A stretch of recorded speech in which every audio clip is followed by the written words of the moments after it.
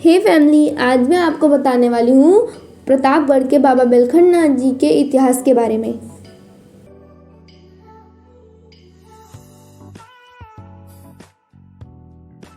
उत्तर प्रदेश के प्रतापगढ़ जिले में शई नदी के तट पर अहियापुर नामक गांव में बाबा बिलखंड नाथ का धाम स्थित है।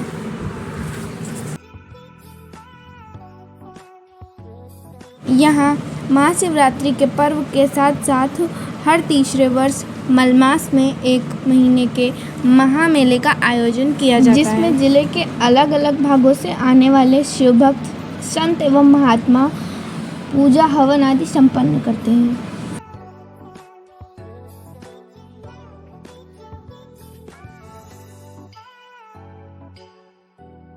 काफ़ी समय पहले शई नदी के किनारे की उपजाऊ जमीन पर ऋषि वंश के दीक्षित वंश के कश्यप गोत्र के बिलखरिया राजपूतों का राज था। बिलखरिया राजपूत बिहार या राजस्थान के आसपास के माने जाते हैं, पर अभी तक इसका कोई ठोस प्रमाण नहीं है कि बिलखरिया राजपूत इतनी दूर से यहाँ क्यों आए थे। लेकिन कुछ इतिहासकारों का मानना है कि राजस्थान प्रांत में भयानक सूखा पड़ने के कारण बिलखरिया राजपूतों को वहाँ से भागना पड़ा। भयानक सूखे की समस्या को झेलने के बाद बिलखरिया राजपूतों ने निश्चय किया कि अब वे उसी स्थान पर निवास करेंगे जहाँ पर कोई नदी बहती हो।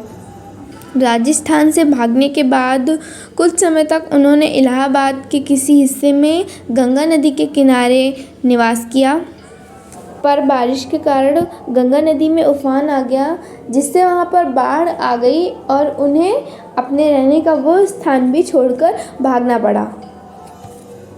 आखिरकार बिलखरिया राजपूतों ने अपना निवास स्थान शई नदी के किनारे एक टीले पर निश्चित किया, जिस पर ना ही बाढ़ आने की संभावना थी और ना ही सूखा पड़ने की।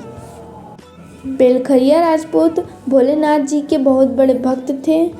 उन्होंने शई नदी के किनारे एक पुरानी शिवलिंग की स्थापना की और रोज उसकी पूजा करने लगे। शई नदी के जल से उसका अभिषेक करते थे। बिलखरिया राजपूतों ने गर्मी से बचने के लिए अपने टीले भी यह मंदिर जगह जगह पर का है पीपल के पेड़ लगाए। बिलखरिया राजपूतों ने यहाँ पर स्थापना की थी, तब यह मंदिर पूरी तरीके से कच्चा था। मंदिर के आसपास की जमीन काफी उपजाऊ दिखाई पड़ती है।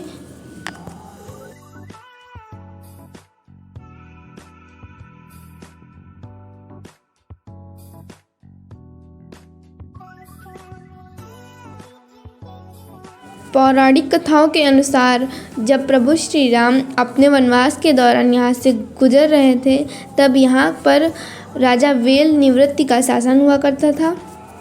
उन्होंने प्रभु श्री राम की निस्वार्थ भावना से सेवा की, जिससे प्रभु श्री राम ने प्रसन्न होकर उन्हीं के नाम से एक शिवलिंग की स्थापना की और कहा कि जब तक इसमें शई नदी के जल से अभिषेक होता रहेगा, तब तक यहाँ की जमीन उपजाऊ बनी रहेगी। और इसी शिवलिंग को बिलखरिया राजपूतों के विनाश का कारण भी माना जाता है। उस उपजाऊ जमीन से उत्पन्न होने वाले अथाह अन्न को बेचकर वो लोग मांस, मदिरा, भोग विलास में ऐसा डूबे कि शिवलिंग का अभिषेक करना ही भूल गए, जिसका परिणाम बहुत ही भयानक हुआ। शई नदी सूख गई, आसपास की जमीन बंजर हो गई, भूखमरी की स्थिति उत्पन्न हो गई और इसी प्रकार से बिलखरिया राजपूतों का पूर्णतया सर्वनाश हो गया।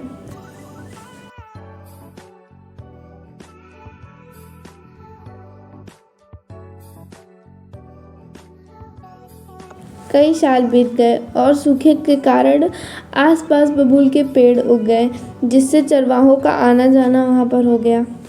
बिलखरिया राजपूतों ने जिस शिवलिंग को स्थापित किया था, अब वह केवल एक पत्थर ही रह गया था।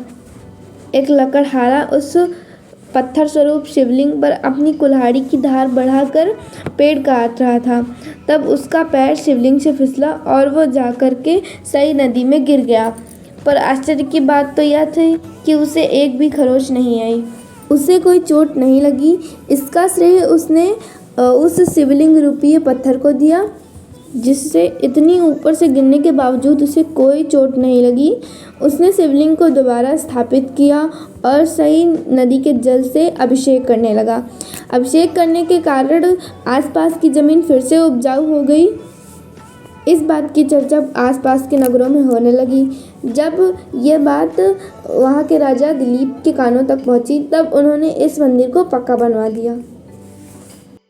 बाद में बाबा बेलखंड नाथ जी के मंदिर के साथ साथ राम जानकी मंदिर, विश्वकर्मा और काफ़ी भगवान के मंदिरों का निर्माण कराया गया और कई धर्मशालाओं का निर्माण भी करवाया गया।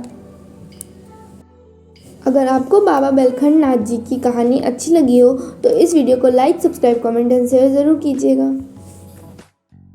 Thanks for watching.